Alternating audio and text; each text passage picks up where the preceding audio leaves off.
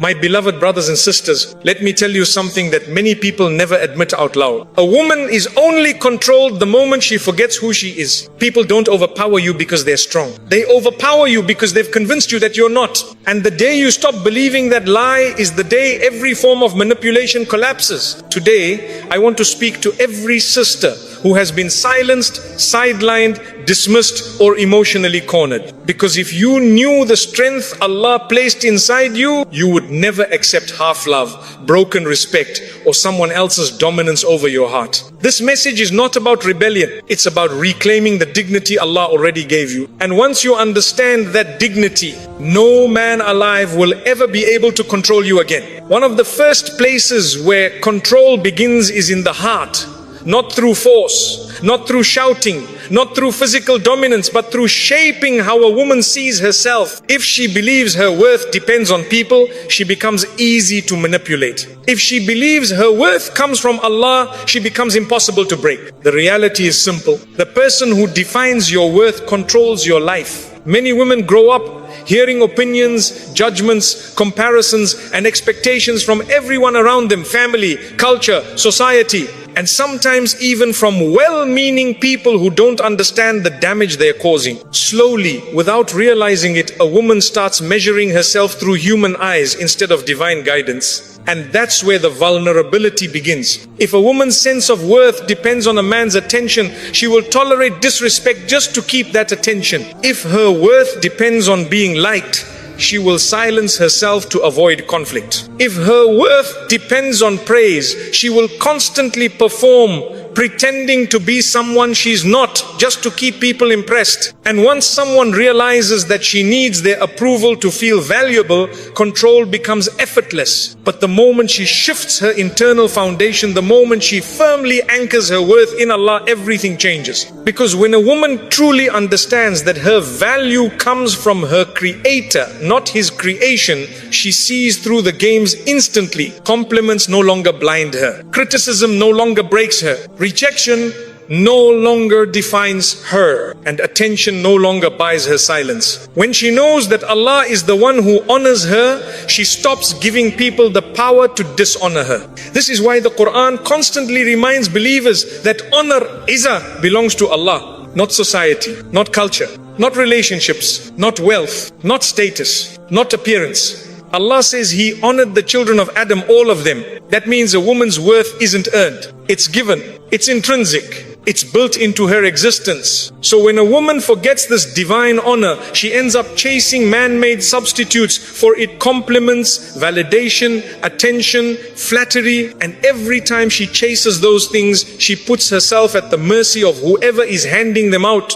Think about it. If you depend on someone's words to feel seen, you will fear losing them. If you depend on someone's presence to feel valuable, you will cling even when they mistreat you. If you depend on someone's approval to feel confident, you will twist yourself into knots trying to keep them happy. This is how emotional control works. Not through strength, but through dependence. But when a woman understands that her worth is tied to her Creator, not to the creation, she breaks the entire system of manipulation without saying a word. Suddenly, she doesn't beg for love, she chooses love. She doesn't cling to people out of fear. She remains generous while maintaining dignity. She doesn't crumble when someone withdraws affection. She knows that Allah never withdraws His mercy from a sincere heart. A woman who knows her Lord says, I don't need your approval to be valuable. Allah has already honored me. That sentence destroys 90% of the emotional leverage people use to control women. Why? Because you can't intimidate someone who isn't desperate for your validation. You can't guilt someone who isn't trying to impress you. You can't manipulate someone who doesn't fear losing you. You simply lose your power over them. And the beauty is this: when a woman's worth comes from Allah, she doesn't become arrogant, she becomes stable. She doesn't become rebellious, she becomes principled. She doesn't shut people out, she stops letting the wrong people enter too deeply. Her relationships improve because she stops behaving from insecurity and starts behaving from clarity. She loves sincerely, not fearfully. She serves generously, not desperately. She communicates honestly, not anxiously. She walks with confidence, not with emotional dependency. People feel the difference immediately. They can sense when a woman is grounded in something greater than their opinion of her. Her presence becomes lighter but stronger, softer but firmer. Impossible to push over, impossible to manipulate. And here's another truth. When a woman takes her worth from Allah, she stops settling for half-hearted treatment. She doesn't accept disrespect disguised as love. She refuses to carry emotional burdens that were never hers to hold. She recognizes red flags early because she isn't blinded by the need to be chosen. She knows she is already chosen by Allah. This mindset transforms not just her relationships but her entire life. It improves her worship because she's not distracted by seeking people's approval. It improves her emotional health because she no longer ties her identity to unstable human reactions. It improves her decisions because she is not acting from desperation. It improves her resilience because she knows that human disappointment does not define her destiny. People can reject you. People can misunderstand you. People can underestimate you. People can walk away from you, but people cannot rewrite what Allah has written for you. And that realization is where a woman's deepest strength begins. A woman who internalizes her worth from Allah becomes unshakable, not loud, not aggressive, not combative, but centered. And centered women cannot be controlled, because once you know who you are with Allah, no one can convince you to be less. One of the most powerful shifts a woman can make, and one of the most misunderstood, is learning to set boundaries without guilt, hesitation, or endless explanation. Many women are conditioned from childhood to be agreeable, accommodating, and pleasant at all costs. They are taught to avoid conflict, to keep the peace, to sacrifice their needs for others, and to make everyone comfortable even if it means making themselves uncomfortable. This creates a dangerous pattern. A woman who is trained to always say yes eventually becomes surrounded by people who expect it, depend on it, and take advantage of it. That's the perfect environment for control to grow. People don't usually control women through strength, they control them through expectations. If someone knows you are too kind to say no, too afraid to disappoint, too patient to resist, too forgiving to hold a line, they will shape your behavior by pushing exactly where you never push back. When a woman has no boundaries, her kindness becomes a tool in other people's hands, her compassion becomes a weight on her neck, and her generosity becomes an open door for those who have no intention of giving back. It's not that she is weak, it's that she never learned that kindness without boundaries becomes self-destruction. From an Islamic perspective, boundaries are not rude. They are a necessary act of self-respect. Allah did not ask you to please people at the expense of your dignity. The Prophet ﷺ taught us not to burden ourselves beyond our ability and to speak the truth even when it is difficult. Setting boundaries is simply living those teachings with courage. A strong woman recognizes that constantly pleasing people is not compassion, it is surrendering control of your life. She understands that every yes that goes against her values, her well-being, or her sanity is actually a slow form of emotional erosion. The more she gives without limits, the more people take without gratitude. And the moment she tries to reclaim her space, those same people call her changed, selfish, or difficult. But that reaction is not proof that she's wrong. It's proof that they were benefiting from her lack of boundaries. When a woman evolves and begins to set limits, the first people to complain are the ones who were taking advantage. And that alone should tell her she is finally doing something right. A boundary is not a wall. It's not harshness. It's not arrogance. It's not rebellion. A boundary is simply a clear line that says this behavior is acceptable. This behavior is not. And a woman who respects herself enough to define those lines becomes far harder to manipulate. Because people cannot guilt trip her into compliance when she has already decided what is healthy and what is harmful.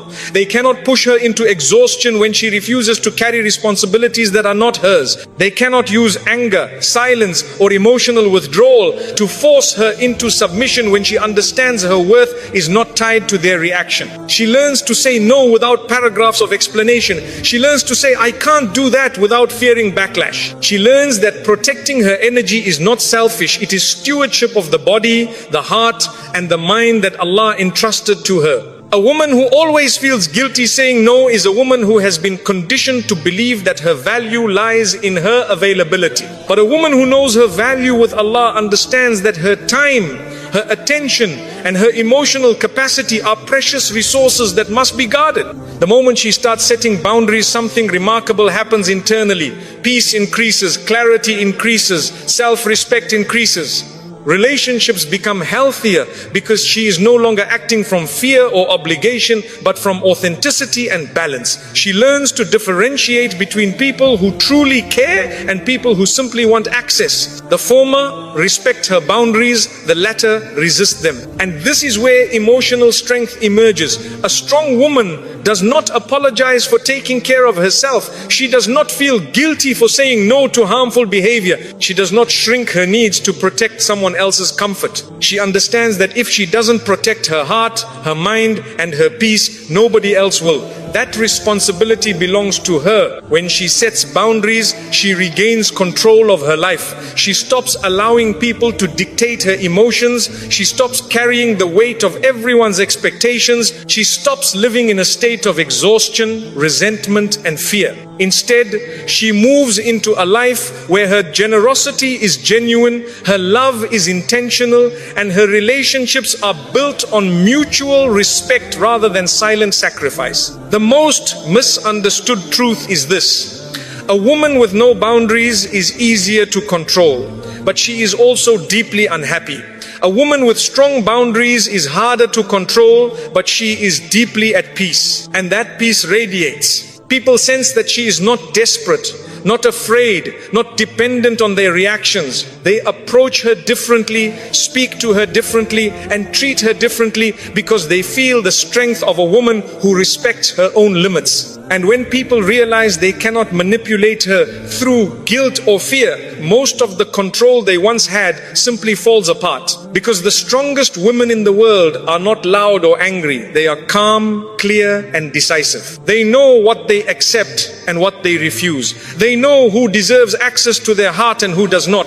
They do not waste their lives being everything for everyone. They live with the dignity Allah granted them. This is what makes a woman uncontrollable. Not aggression, not rebellion, but the quiet, steady, unshakable confidence of someone who sets boundaries without apologizing. One of the most subtle and dangerous forms of control is emotional manipulation. It doesn't shout, it doesn't force, and it doesn't announce itself. It works quietly, slowly, shaping how a woman thinks, reacts, and even how she sees her own reality. Many women fall into this trap because manipulation doesn't look like abuse at first. It looks like concern, disappointment, guilt, affection, withdrawal, or just how he is.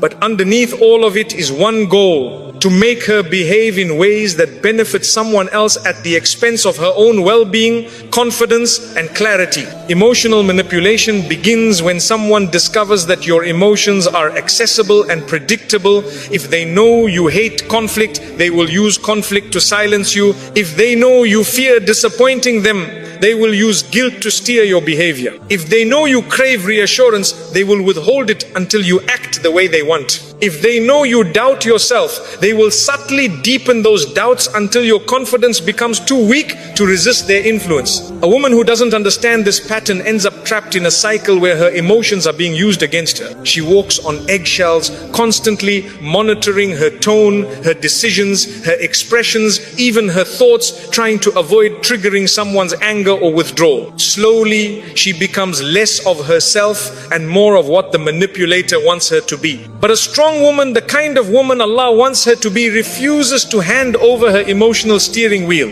She learns to recognize manipulation before it takes root, and she knows that anyone who tries to control her through emotions is not offering love but extracting obedience. Manipulators often rely on guilt because guilt is one of the fastest ways to control a kind-hearted woman. They say things like, after everything I've done for you, you're still doing this? or if you cared, you would act differently, or you're being ungrateful. These phrases are not sincere reflections of love. They are hooks designed to make her doubt her own intentions. The goal is to keep her constantly apologizing, constantly explaining, constantly proving herself to someone who never intended to treat her fairly in the first place. A strong woman understands that guilt is only valid when she has genuinely done something wrong in the sight of Allah, not when someone else feels inconvenienced or entitled. She knows that emotionally mature people communicate clearly. Manipulative people